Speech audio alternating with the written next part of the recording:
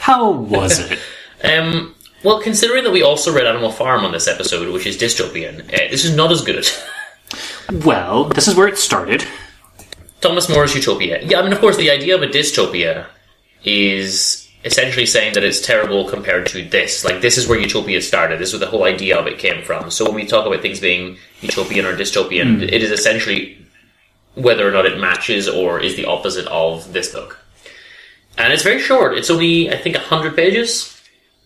Let me see, just over 100 pages. 130 maybe. It's pretty dull, I have to say. It's a philosophy book, so it's going to be to an extent. It's not as dull as I thought. But it's also not... Like all your dystopian books, right? And we can name many, and we've reviewed many. You know, they're novels. This is not a novel. It's a bit closer to, say, philosophy. Treatise? Kind of. It's a bit closer to, like, Plato's Republic or something, where they're just laying out the conditioned ideal state. Okay. In a conversation. So it's essentially a dialogue. So what's the first one that they lay out? Like, what is, like, the most important part for an ideal state, then? Communism. They basically say, these goddamn capitalists, they complain about it, and they open with it and they close with it, actually, and they complain about how did you ever think things would work properly when all the money was going to, like, landlords and goldsmiths, and they name, like, a whole bunch of categories of, like, rich people, basically. So is this why pretty much all the dystopian novels are that? I guess so, yeah. Let's see if I can find the quote here. Can you see any fairness or gratitude in a social system which lavishes such great rewards on so-called noblemen, goldsmiths, and people like that, who are either totally unproductive or merely employed in producing luxury goods or entertainment, but makes no such kind of provision for farmhands, coal heavers, labourers, carters, carpenters, etc., without whom society couldn't function at all. But also support your artists. Yes. But it makes a big point out of, like, capital should be tied to production. It's almost kind of like that Marx type of thing. And so he's saying, like, well, the people who aren't... the means of production. Yeah, he's saying people who aren't providing anything shouldn't be part of the society, essentially, you know? It's interesting to see also, like, so hospital administrators in the US have become just... The number has inflated so much in the past, like, 40 years or whatever.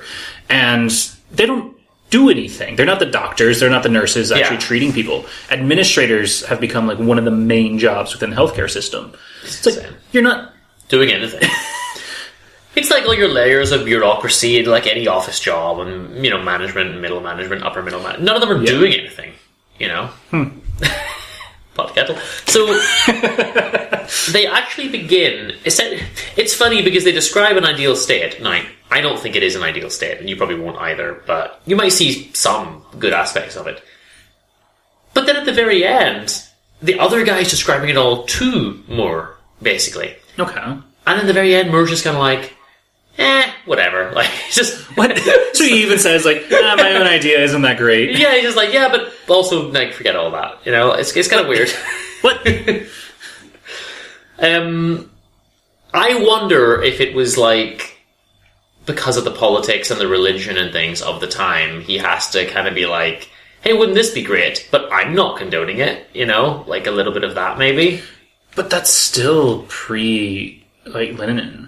It is, yeah, but I'm just wondering if a guy in Catholic England would have been in trouble with the monarch, maybe, if he suggested communism or something, you know? I feel like... I don't know. Because as long as he's not bringing religion into it, well, I can't... Religion comes in a bit at the end. Okay. It begins with talking about... So they talk about thou shalt not kill. And then they say, well, how come it's okay for an executioner to kill someone? It doesn't say in the Bible, thou shalt not kill unless thou art doing the work of the state, you know? Yeah. So then he starts saying, well, wouldn't we theoretically be able to do that for everything? Thou shalt not commit arson unless, thou shalt not commit rape unless, you know, he's like, so we can't, like, that's not working, where we're just letting a state kind of do that, you know?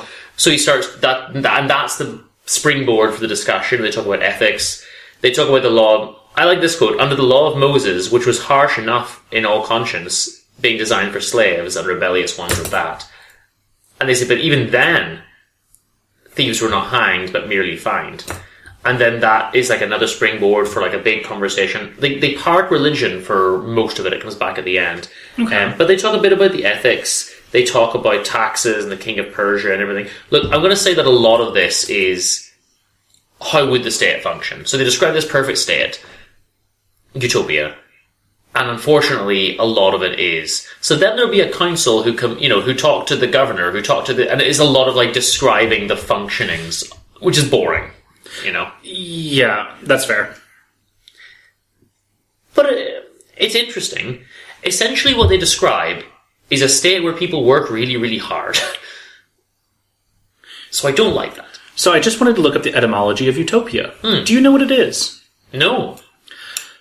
Both from Greek, so o meaning not and topos, place. Utopia means not a place. So it cannot exist. Wow. That is very I interesting. didn't know that. It's kind of true, I guess. Yeah. So here's the thing, right? Essentially, everyone works really, really hard to get their, and they put that production in, mostly agricultural, I guess, and then they're able to like eat. And they describe almost like a Spartan style of like communal meals and everyone like being together and that type of thing. And I really like that aspect of things. And crucially, he wants the women to work as well, which was unusual at the time. And he says, like, we're going to double the production because we're going to have twice as many people working. The women are going to work, which is rare. And that was like, oh yeah, that seems like an obvious thing, I feel like it was always done that way, like 500 years before, right? With like the actual, like... all of them would be tilling, the entire family is tilling. Yeah. And dealing with the farmland. They're not fighting in wars, maybe, but... The reason it doesn't work is because he basically says, the island is divided into X amount of towns, which are all like exactly the same size and exactly the same amount of inhabitants, and they all move house every year so that they don't get tied to possessions in one house, and they do this and they do this, and there's so many rules that it just wouldn't work in any real society. And then you can only have, like, X amount of inhabitants. So if you have too many, they have to move to a new town and sever their ties with everyone, basically. And if all the towns on the island are full, then they have to go out and colonize somewhere on the mainland. Yeah, that's not great. Which is not ideal. And he is in favour of colonization. And he mentions, like, all the colonies that Utopia has done have, gotten really good, and we can send people out there and things like that. They don't start wars, but they will help with wars, and somehow they're great at wars, so people really want them to help. But they also, Spartan again, don't value money, because they don't really use the money. It is just you make what you need and everyone can, eats together. So all the money that these other countries give them to help with the wars just gets put away. And then they just use that anytime they need to interact with other countries, But they don't actually use it within their own country. Currency is meaningless. So, again, I like that. And I like that it's very, very basic communal aspect. The problem is, there's no freedom. It's just like, you will work like 12 hours a day. And then you will attend your communal meal. If you're lucky, there'll be flute playing occasionally. And then you go to bed, Okay. Yeah, that's not much happening there. So it's not a fun life. That's the problem. No, you are the worker ants again. And it is also like you're living just in one town. And he says, oh, don't worry, you're free to travel to the other town if you get, like, the mayor's permission, and then you get, a group will go once a month to be allowed to travel. And when you get to that town, you'll have to work there to get your food there, and it's all, like, an interlocking system. But so, when do we chill, Like, when do we just go on holiday? Like, you can't do that, Yeah. And so it does seem like that's where a lot of dystopian novels get their ideas. Like The Giver is one that we read as a kid, sometimes in the States, where basically you're just given a job and that's what you do the rest of your life. And you only have the people in your town. You're not allowed to leave the town. Anyone who does, like, no one does because no one needs to. No one wants for anything because they haven't seen that they need anything or want anything. It's almost like a utopia and a dystopia are the same place, though. Because what he's describing as that's a what utopia, a lot of them will say. It's like, but this doesn't sound good. There's no freedom. But depending on what criteria you're measuring by, this is terrible. But I think that's what a lot of dystopian novels do. They say this is fantastic unless you are aware of other things, which is what we saw with Brave New World. Yeah. That's true. Brave New World is the most interesting in that respect, I think. They also all have to wear like the same color of clothing and everything as well. Like it's giving like dystopian vibes sometimes. Of course. Then the slaves. So this is the bad part. The punishment for crimes is that you just become a slave. Okay. So again, from the utopian perspective, it's like, well, that'll stop people from committing crimes. It'll also provide like a good amount of labor. There'll be a certain amount of slaves per citizen, and then all the work gets done, and it's great. It's almost like Sparta with the Hellenes again. But slaves, yes, it's not a good thing, you know. So it's like, well, okay, you're losing me again, and it doesn't. If I was designing, because you're starting from a blank slate here, Thomas More. If I'm designing like the perfect society, it wouldn't have slaves in it, and it wouldn't have a need for them. Yeah. So, but slaves have been so commonplace throughout much of history. Like, yeah, at that point, right? At least it's not like Ovid right now. He's not as bad as Ovid right now. They do slag off Plato's philosopher kings at one point, actually, which is kind of funny. Oh, no. They just they make fun of that a little bit, and they even talk about how it didn't work with Dionysius, so that all comes into it. That's why you brought him up. Okay. It was I studied it, but it was in my head, I guess, from having read this. So that all came up. The life they describe isn't that fun. And a lot of this book is just like, there are 54 towns on the island, all divided into this, and all the maximum distance between the towns is 24 miles, and the minimum distance is a day's walk, and each town sends 3 elders to here, and it's like, okay, this is boring now. You're just describing... This feels like a lot of those fantasy novels that really just give so much detail to the backstory that they create a place that I don't want to learn about. Yeah. And the description of like, everyone must go to bed at 8 p.m. and just like sleep for 8 hours and then get up and then do this activity and then... Yeah, why not? If everyone is forced to do this, it's not a fun place to be, you know? So you want... Hold on, a utopia. Wait. Yeah, the thing is, the utopia is not very utopian. Mm. And there still is a lot of political power held by someone that could be abused, which is the other bit I don't like. Everyone's just working very hard, like agriculturally. But then, there is an intelligentsia. So he says, when you do get your few hours of free time in the evening, it is recommended that you study. But then kind of classism comes in. He's like, but, most of those agricultural types ain't so good at the studying. But, we do have some smart people who we exclude from labour because they're smart and they can just devote themselves to their studies. It's like, well, you've just built a class society again, But also, what's the point of studying? Like, that's what a lot of these... because Brave New World. Theoretically, if you're a really smart farm labourer, you might get promoted up. Brave New World circumvented all of that just by making people genetically smart or not. But I think this is almost better stroke worse, because it's like, well, how many people are ever really going to get promoted up? But then you have that's almost the capitalism coming back in. Like, I can elevate myself, You cannot.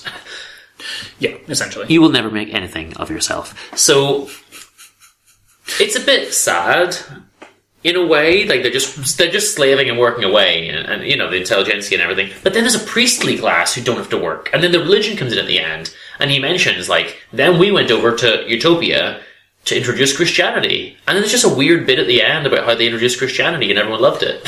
I think that's the only way that they were able to get to get it published. Yeah. He does even mention, like, not everyone loved it, but probably most of them did, to be fair. Like, it's not okay. So we've created a caste system and religion within a utopia. And slavery and everything. And not being allowed to leave your town. And everyone wearing the same clothes and doing manual work all day. Like, this doesn't sound like it has anything that I would consider a utopia. Well, isn't that just modern day? Everyone in their tracksuits with the same haircut. But I'm picturing almost like prison labourer at this point. Yeah, fair enough. But you can see that he's tried to design it where everyone's working and then getting their portion back. And even if you want to go to a new town, you're welcome to, but you'll still have to work and get your portion. And it's meant to be very, like, community-based and having your meals together and things like that. And there are some good aspects to that, and I can see why he would suggest that.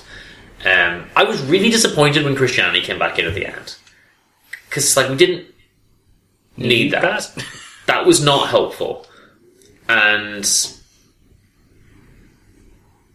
it's a bit of a shame because Well, I was surprised that he was allowed to even talk about a society that wasn't Christian in the first place. And I guess, maybe as you say, the only way he was able to do that was then by shoehorning in. But then they loved Christianity at the end, you know? Yeah. We're talking 1500s, so... What would even be going... This is after Henry VIII? I think so, yeah. Well, wasn't Thomas More like a contemporary of Henry VIII? Didn't he work with around anything? that time? Yeah, I think so. Because Elizabeth was late 1500s. This is early 1500s, so I think it's then. Huh. I don't know. I have nothing else to say. Like, it was... I'm going to send it down the gutter because it was boring. After all that. And it's not a utopia. I think that was the main problem. That a society that it described seemed crap. But also, those places do exist. What places?